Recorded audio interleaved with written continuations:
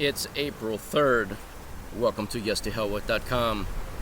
We will have a video conference call tomorrow, Saturday, at 11 a.m.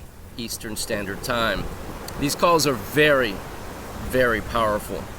And they probably are as powerful as the language program that I offer to the Inner Circle and Patriot members on YesToHellWith.com.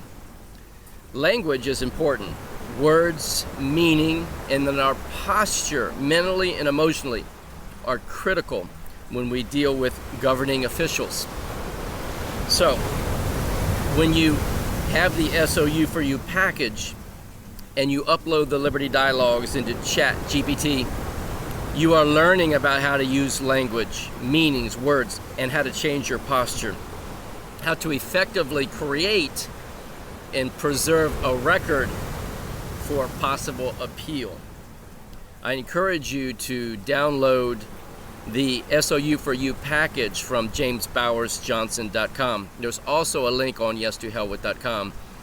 This is a modest price point to begin to understand the enemy, as it were, the presumptive governing system that prevails in the United States of America.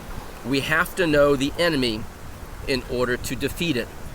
If we don't know how their system works and how to enter it with or without all guru strategies and theories, we will be crushed. It's about time that we all begin to understand the process as it is so that we can prevail in our own right. Now, let's talk about good faith beliefs.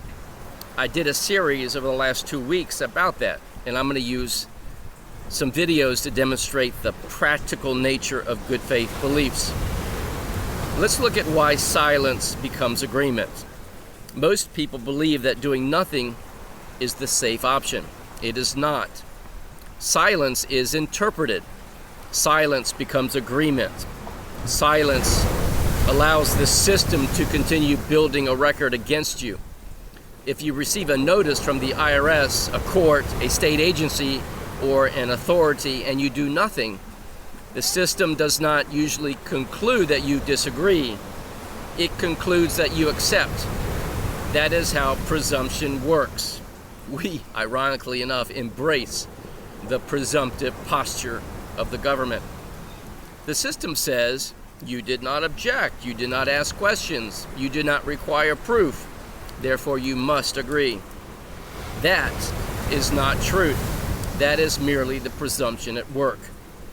The Liberty Dialogues series teaches us that before there can be any obligation, there must first be authority, jurisdiction, status, standing, and only then obligation.